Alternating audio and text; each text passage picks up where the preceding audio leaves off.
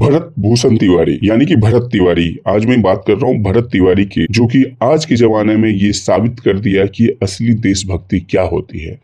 जी हाँ, नौजवानों के बीच में को ये सिखा दिया भरत तिवारी ने कि असली देशभक्ति क्या होती है।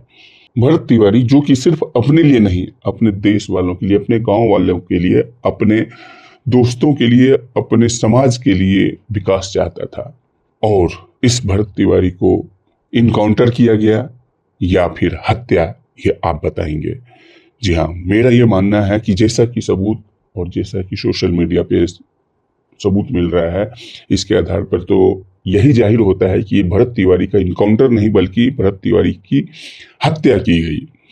भरत तिवारी जो अपने गांव, अपने समाज को आगे बढ़ाने के लिए आवाज उठाया, देश को आगे बढ़ाने के लिए, अपने आप को सरकार तक बातों पहुंचाने के लिए, अपनी बात पहुंचाने के लिए आवाज उठाई, आगे बढ़ाने के लिए, जैसा कि नेता मंत्री अपनी वादा करते हैं, इसको सच साबित करने के लिए इन्होंने मांग की कि जो आप कहते हैं उसे आप पूरा करें।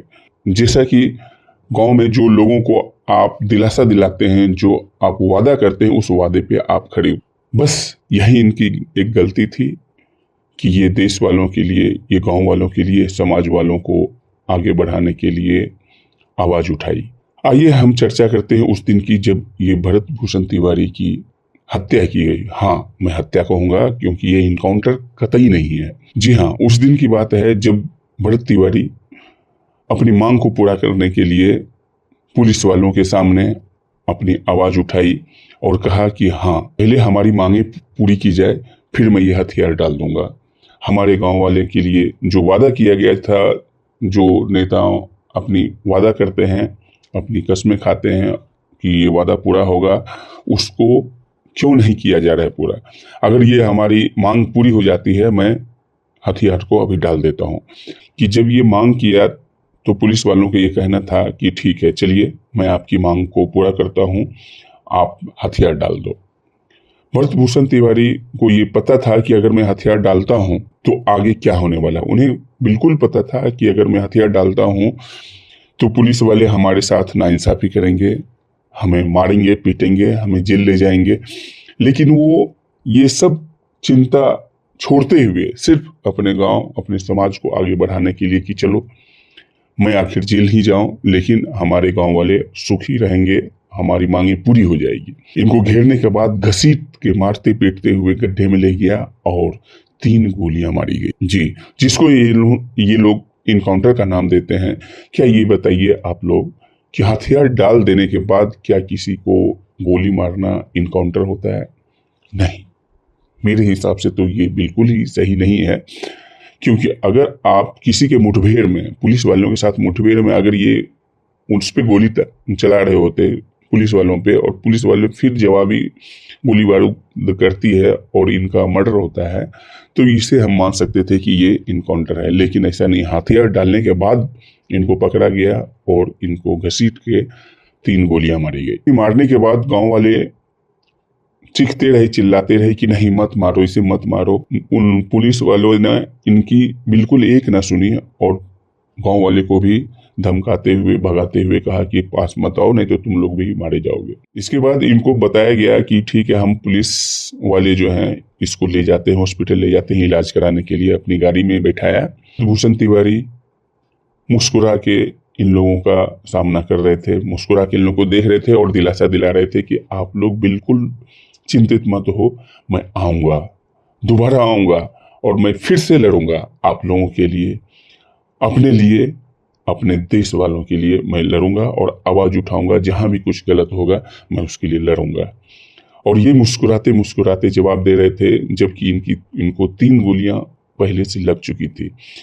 ये चीज पुलिस वालों को हजम नहीं हुई, उन्हें ये गवारा नहीं हुआ और ये देखते रहे कि किस तरह से ये बंदा मुस्कुरा के 3 गोली लगने के बाद भी सामना कर रहा है और हंस रहा है, मूंछों पे ताव दे रहा है। और पुलिस वालों से रहा नहीं गया, फिर पुलिस वालों ने 1 गोली और मारी इनकी छाती में, गाड़ी के अंदर ही। जिंदा ना रह सके हॉस्पिटल जाते जाते और कोई गवाही ना दे सकें कि गलत, जिससे ये लोग या पुलिस वाले हों या फिर सरकार हो जो फंस सके। तो इनको मारने की उम्मीद के साथ इन्होंने चौथी गोली, यानी कि गाड़ी में चौथी गोली, और कुछ लोगों का तो कहना है कि चौथी नहीं 5 गोली बरामद हुई। जब इनको हॉस्पिटल ले जाया गया, तब जब छानबीन किया गया, तो इनके परिजनों का कहना है, इनके लोगों का कहना है कि भरत तिवारी के अंदर से 4 या 5 गोली निकलती है। तो ये बताइए कि जब स्पॉट पे 3 गोली इनको मारी गई थी, तो ये चौथा और 5वां गोली कहाँ से आया? यानी कि गाड़ी में पुलिस वालों ने फिर से 2 गोली मारी। तो ये हमें बताया जाए कि आखिर ये क्या है, ये हत्या नहीं तो और क्या है? अगर हुआ इनकाउंटर में 3 गोली मारी गई, तो ये चौथा और 5वां गोली गाड़ी के अंदर क्यों मारा गया? जबकि इनको बताया गया था कि मैं हॉस्पिटल ले जा रहा हूँ। पुलिस वालों का कहना था कि हॉस्पिटल ले जा रहे हैं इनकी इलाज के लिए, जबकि ये साजिश थी। तो ये आप लोग डिसाइड करें कि आखिर भरत तिवारी का हत्या हुआ या फिर इनकाउंटर हुआ। मैं ये सवाल भी नौजवान साथी हैं, जितने भी देशभक्त हैं, इनसे ये आग्रह करूंगा कि ये भरत तिवारी का बलिदान जाया नहीं जाना चाहिए। इसके खिलाफ एक्शन होना चाहिए, और जितने भी देशवासी हैं सबके अंदर ये भरत तिवारी दिखनी चाहिए। और इसी शब्द के साथ भारत माता की जय, वंदे मातरम।